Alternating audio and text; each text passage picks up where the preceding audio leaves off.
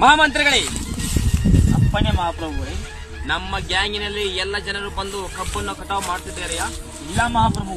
ಏಕೆ? ಸ್ವಲ್ಪ ಜನ ಯಲಂಗುಡ್ಡಕ್ಕೆ ಹೋಗಿದ್ದಾರೆ, ಸ್ವಲ್ಪ ಜನ ಕುಡಿದು ಮನೆಯಲ್ಲಿ ಮಲಗಿದ್ದಾರೆ. ಅಕಟಕಟ!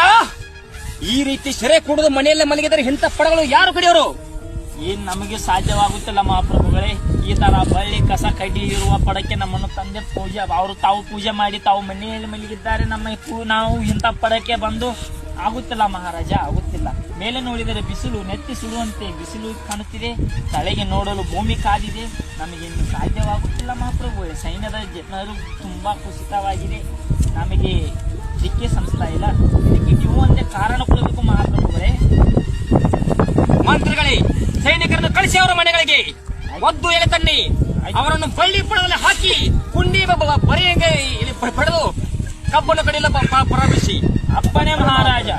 ಸೈನಿಕರೇ, ನಡೆ ಅವರ ಮನೆಗೆ ಎಳೆದುಕೊಂಡು ಬನ್ನಿ.